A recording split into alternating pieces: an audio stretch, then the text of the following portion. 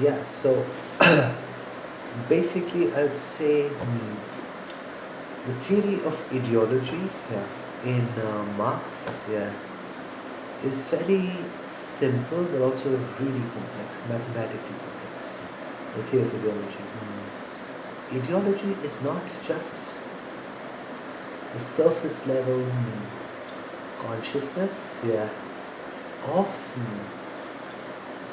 acquiring a critique of ideology, right? Like somehow you will just critique the power, yeah, and as you demystify power's working, yeah, you will also live a enlightened, conscious, communist, engaged life. That's not possible in Marx. Because actually the demystification of power here happens to be part of the act of transforming power, right? And that transformative consciousness, yeah, that transformative act is called belief, yeah, the structure of belief, yeah, which sustains actually an ideology opposed to power's ideology. Also, somehow, the complex nature of power's ideology is a bunch of rules, laws, codes, right? And then, of course, belief has its own ideological structure, which is transformative, which is the only way you can gain a position on the critique of ideology. Without that presupposition, as it were, of communism or Islam or theology, Christianity and Judaism, of course, yeah. Without that presupposition of ideology, there is no possible uh, critique of ideology. You see, because if you just do the normal, everyday consciousness of how you demystify power and its workings, yeah, you are duped into another illusion, which is that you're free of ideology. You see, one cannot be free of ideology. That's why one is in a different state of belief, a conviction, in fact, which sustain the radical, engaged, transformative consciousness, which then demystifies power from that engaged standpoint, which then also gets into the workings of power, from a critique, a transformative critique standpoint, which is a practical intervention into the order, and that, of course, is praxis and famine. Right? Is radical stages of black white belief, that you have to have, and without this set of beliefs, actually, black rights, feminism, communism, theological belief, without these radical sets of belief complexes, also it means one cannot live life in the pure sense of living life, right? The pure Paulinian state of happiness, one cannot live. And that's largely because the problem of belief and ideology is intertwined with the problem of bracketing, as I keep calling it. I'm really into sense and sense ideology as to how sense brackets. You see, a reduction just happens.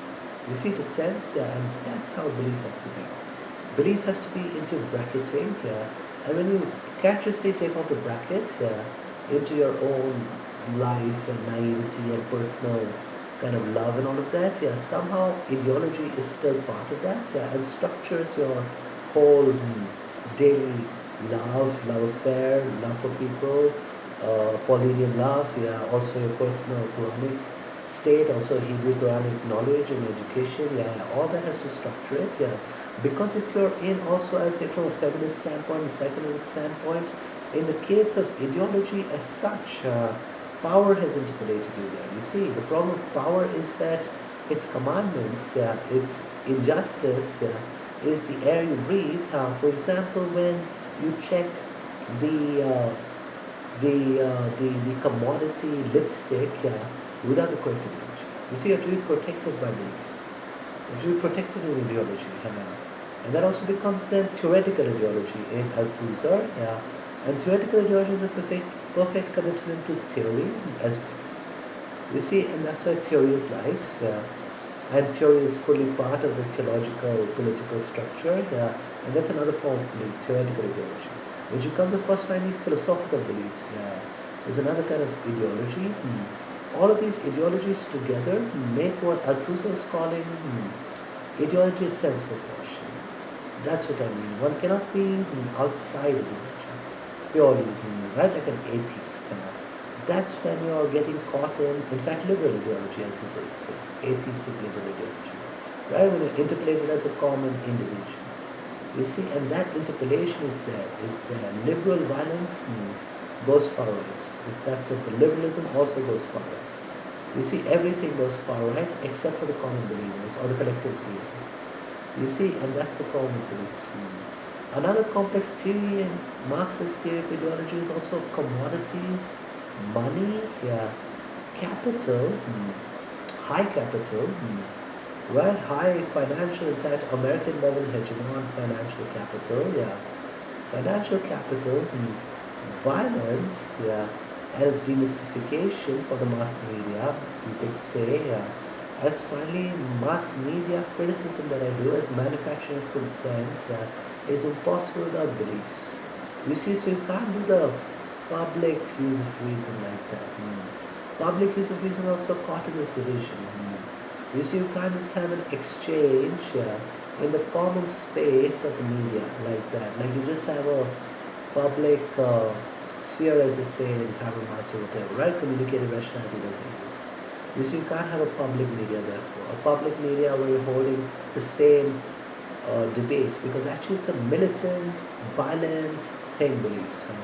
Belief is necessarily dogmatic, Maoistic, divisive in that gospel, gonna say in Matthew sense, and so to subtract your own space of belief, and from there assert a violence on the unbelievers, the infidels, is of course then of course a struggle for justice, and then of course the overarching matrix of feminism, as has come recently into question in Iran and the Arab world as such, including Israel, this including America actually, where of course the whole question of feminist belief comes into question, and for the first time people have found feminist belief. Feminist belief is belief in a woman over and above your own prejudices, that's also belief. And so of course the question of belief is violent commitment to defending women.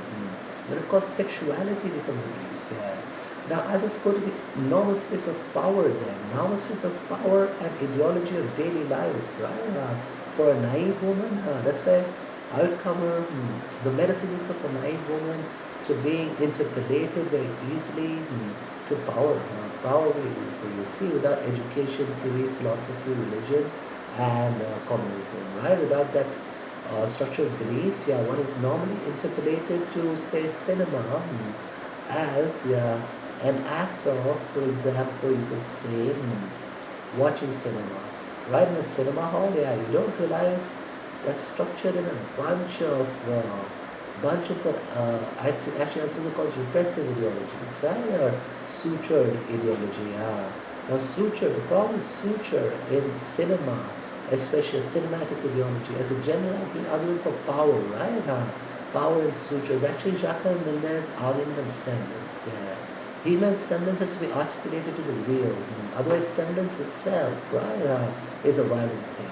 Semblance is violent because when you're watching this normal commercial blockbuster, right, there you're being interpolated, you don't realize, in naive consciousness, you're being interpolated to a belief structure, a whole ideology.